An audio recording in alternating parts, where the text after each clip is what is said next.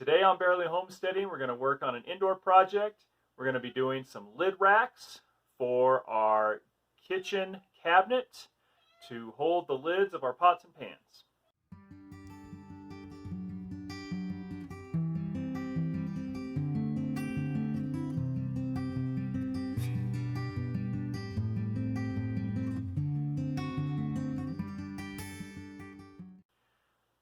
It's Memorial Day on the homestead, which means the same thing every year pretty much. Snow.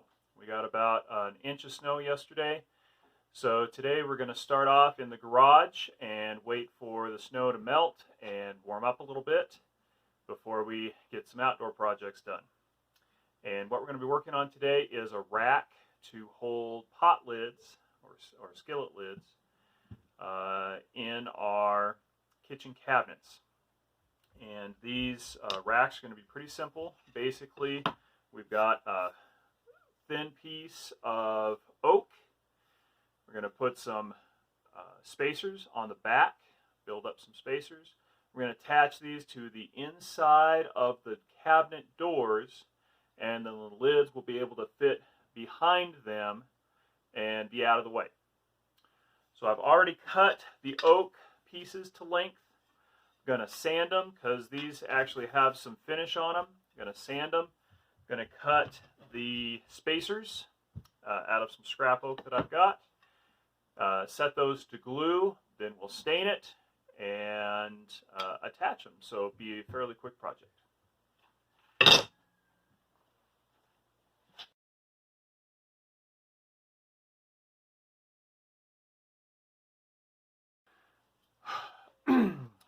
So our slats are sanded, and the reason why these were already pre-finished is I picked up a bunch of oak trim pieces as factory seconds from a molding factory a number of years ago and are still using them for different projects.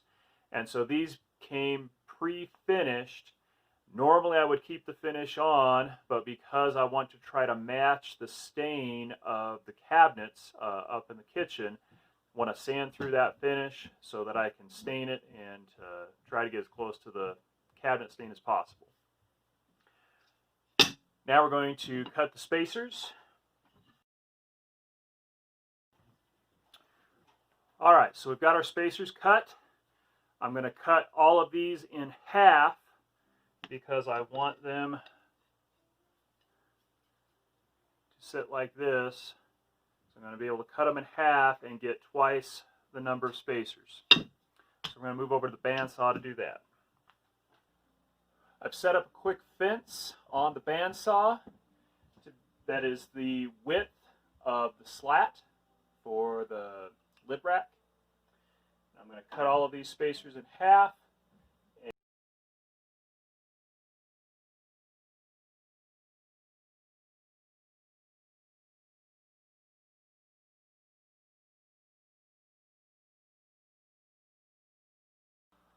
Okay, our spacers are done. The reason why we use the bandsaw instead of the table saw or the miter saw, one is because these pieces were pretty small, wanted to be safe. Second is the width of the spacer was almost exactly double the width of the slat.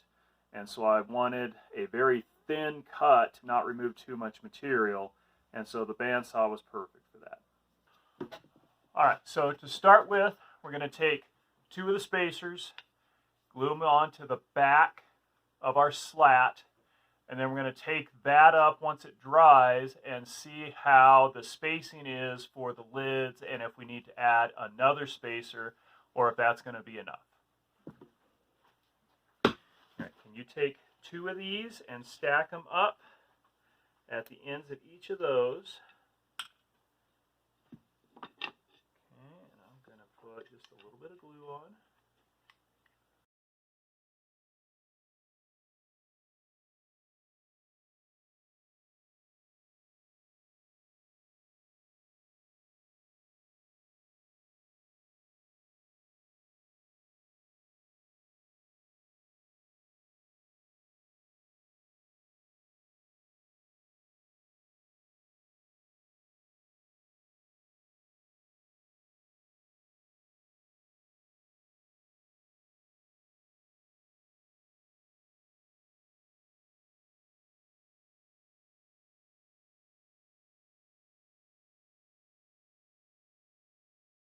Okay, so with our spacers clamped up, we're going to let them dry.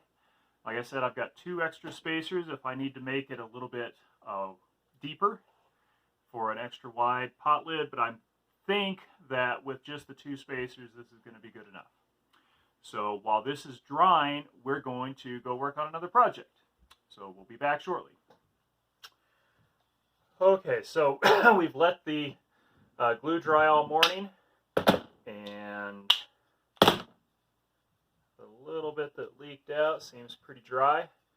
So let's go ahead and sand these and then see how they are going to work with our pot lids.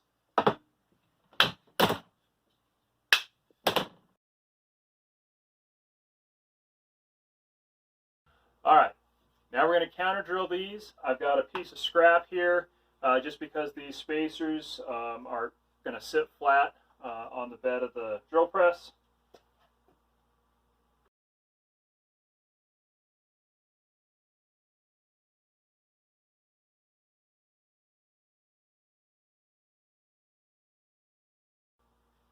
All right, counter drilled, gonna sand, then we're gonna stain. Now we're gonna stain, and I'm trying to match the existing stain of the cabinets as much as I can, which can be tricky to do. So our existing cabinets are sort of a gray brown. So I'm gonna start off with a gray stain, let it soak in and dry, and then I will see how well it matches, and if I need to make the gray darker, if I need to bring in some brown tones, we're just going to work from that. But it's mostly a gray, so we're going to start with that.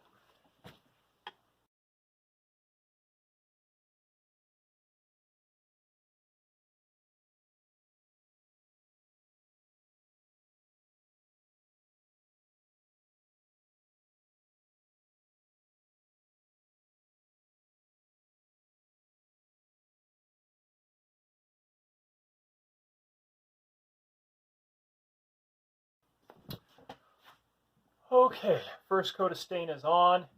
I can already tell that it's probably going to be too light and might actually need some more brown tints to it.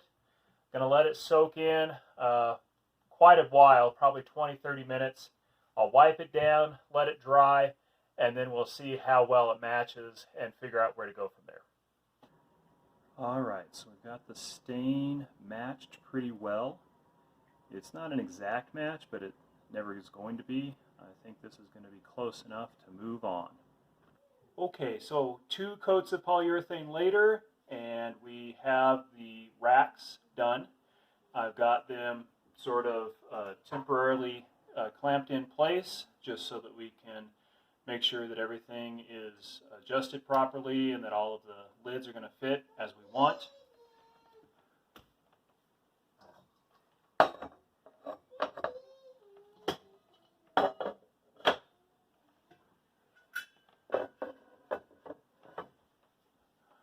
And as you can see, they fit pretty well, and the door will close. It doesn't close all the way right now because of the clamps, but looking in there, I've got clearance between the racks and the frame of the door. To attach these racks to the cabinet door, I'm going to use a combination of screws and glue.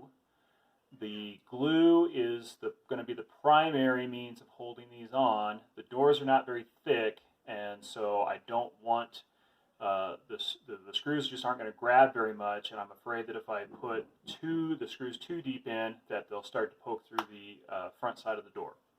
So I've got my drill ready. I've got a piece of tape with the proper depth that I want to drill the pilot holes so that I don't drill through the door. And I need to put pilot holes on here because I don't want to split the door when I put the screws in.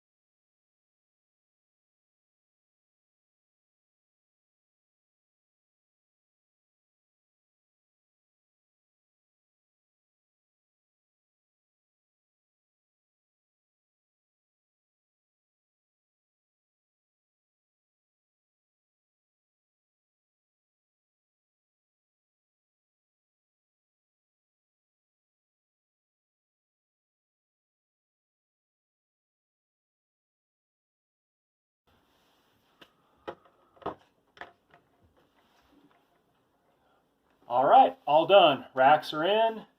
Lids fit very well. Actually got a little bit of clearance between things so that we can put different lids in if we want, or if we change pots and pans, we should be able to make the new lids work. So this is a very simple project that pretty much anyone with simple woodworking skills will be able to do. The tools required are very minimal, and it's something that can really add a lot of space and utilize a lot of unused space in your cabinets. So hopefully you enjoyed this little project, and if you did, please like and subscribe to the channel. With that, this is Lumberjack for Barely Homesteading. Say use it up, wear it out, make it do, or do without.